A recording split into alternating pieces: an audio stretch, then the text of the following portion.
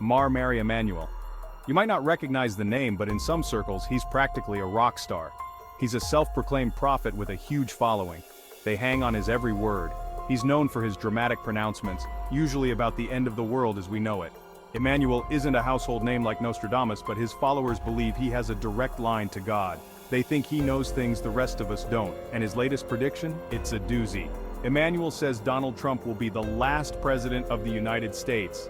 That's right, the last one ever. No pressure, Joe Biden. Mary Emmanuel's shocking claim. So why does Emmanuel think Trump is the beginning of the end? This is a question that has puzzled many, and the answer is not straightforward. Emmanuel's perspective is deeply rooted in his interpretation of biblical texts and prophecies. It's complicated. He hasn't released a detailed manifesto or anything, but he's dropped enough hints in his sermons and speeches to piece together his reasoning.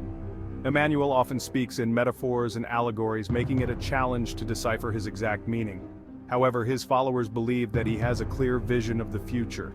He talks a lot about biblical prophecy. According to Emmanuel, the Bible contains hidden messages and signs that point to significant events in human history. He believes that these prophecies are now coming to fruition. He sees Trump's presidency as a sign. Emmanuel argues that Trump's rise to power was not a mere political event but a pivotal moment in a divine plan. He suggests that Trump's actions and the reactions they provoke are part of a larger narrative, a sign of the apocalypse. Emmanuel's interpretation of the apocalypse is not just about destruction, but a period of great change and upheaval. He believes that the chaos we are witnessing is a precursor to a new era, the beginning of the end times. Emmanuel's sermons often emphasize the urgency of the times we live in. He speaks of a countdown, a ticking clock that is moving us closer to a significant transformation. He says Trump's chaotic presidency was foreshadowed in the book of Revelations. Emmanuel points to specific passages that he believes predict the rise of a controversial leader who will divide nations and create turmoil. He points to the division in America, the political turmoil, and the rise of extremism. Emmanuel sees these events as evidence that we are living in prophetic times. He believes that the increasing polarization and conflict are signs that the world is on the brink of a major shift. He says it's all part of a larger cosmic plan. Emmanuel's view is that the events unfolding on Earth are connected to a grand design that spans the cosmos. He often speaks of the interconnectedness of all things and the role humanity plays in this vast divine scheme, a plan orchestrated by a higher power. Emmanuel's message is ultimately one of hope and faith. He encourages his followers to trust in the divine plan and to prepare themselves spiritually for the changes to come. He believes that by understanding and embracing these prophecies, people can find peace and purpose in tumultuous times. Emmanuel's evidence is a mix of biblical interpretations and current events. He delves deep into the scriptures, often quoting passages that he believes are prophetic. His followers are captivated by his ability to connect ancient texts to modern-day occurrences. They see him as a bridge between the past and the present, someone who can decode the mysteries of the Bible and apply them to today's world. He cherry-picks Bible verses and twists them to fit his narrative. By selectively choosing passages, he constructs a storyline that supports his views. This method allows him to present a seemingly coherent argument, even if it lacks a solid foundation. His interpretations are often controversial, sparking debates among theologians and scholars. Yet his followers remain steadfast, convinced of his insights. He points to natural disasters as proof of God's wrath, saying they're a direct result of America's sins. Hurricanes, wildfires, and floods are not just natural phenomena to him, they are divine punishments.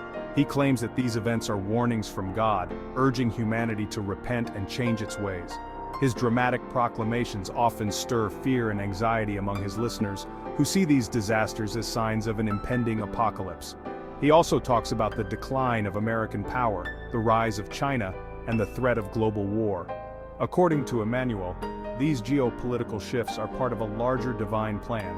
He believes that America's waning influence is a punishment for its moral decay and hubris.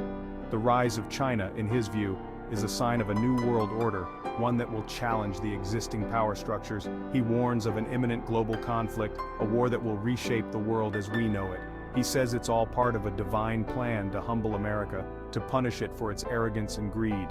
Emmanuel's narrative is one of divine retribution, where every event is a piece of a larger puzzle. He sees economic crises, social unrest, and political turmoil as manifestations of God's judgment. His message is clear: America must repent and return to its spiritual roots, or face further divine wrath. His arguments are light on facts but heavy on fear. Emmanuel's speeches are filled with ominous warnings and dire predictions. He uses fear as a tool to galvanize his audience, to make them believe in his vision.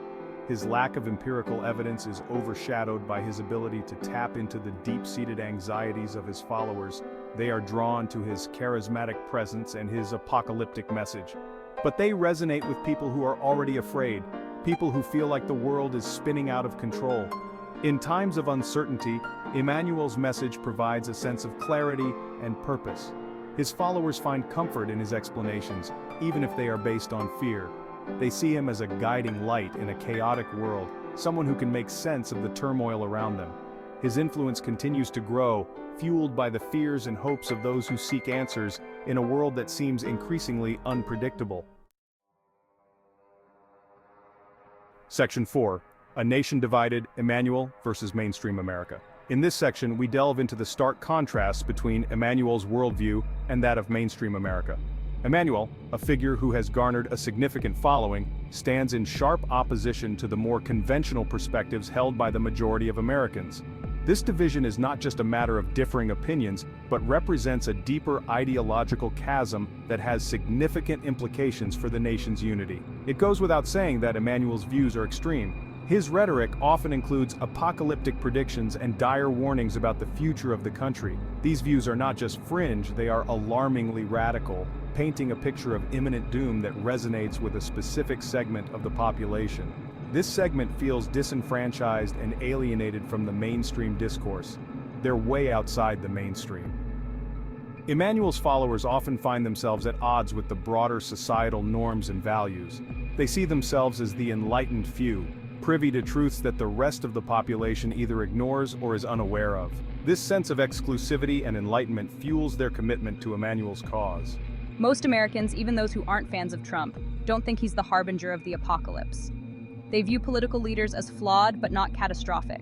The average American is more concerned with day-to-day issues like healthcare, education, and economic stability. They don't subscribe to the notion that any single president could bring about the end of the nation. They don't think he's the last president. The idea that the current political climate could lead to the end of the American presidency is seen as far-fetched by most. They believe in the resilience of the democratic system and its ability to withstand the pressures of any one administration. Political analysts dismiss Emmanuel as a fringe figure, a conspiracy theorist. They argue that his predictions lack credible evidence and are based more on fear-mongering than on factual analysis. These analysts emphasize the importance of critical thinking and caution against the dangers of falling for sensationalist narratives. A charlatan preying on people's fears, Emmanuel is often accused of exploiting the anxieties and uncertainties of his followers.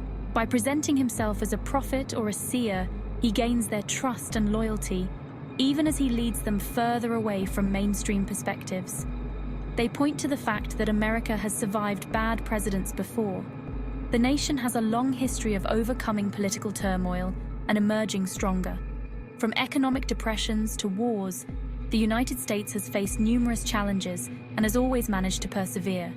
They say the country is resilient. The strength of the American spirit lies in its diversity and its ability to adapt and evolve. This resilience is seen as a safeguard against the kind of catastrophic collapse that Emmanuel predicts. It's not going to crumble just because of one bad apple. The metaphor of the rotten apple suggests that while there may be flaws within the system, these are not enough to bring down the entire structure. The foundations of the nation are seen as strong and enduring. But Emmanuel's followers believe. They are deeply committed to his vision and see him as a guiding light in a world full of darkness. Their faith in him is unwavering, and they are willing to stand by his side, even in the face of widespread criticism and skepticism. They trust his interpretations of the Bible. Emmanuel's followers often come from deeply religious backgrounds, and his use of biblical references and prophecies resonates with them. They see his teachings as a continuation of their faith and a fulfillment of divine promises. They're convinced he knows something the rest of us don't. This belief in Emmanuel's special knowledge sets his followers apart from the mainstream. They feel a sense of purpose and destiny. believing that they are part of a chosen group that will be prepared for the coming trials and tribulations. This conviction gives them strength and a sense of community, even as they remain isolated from the broader society.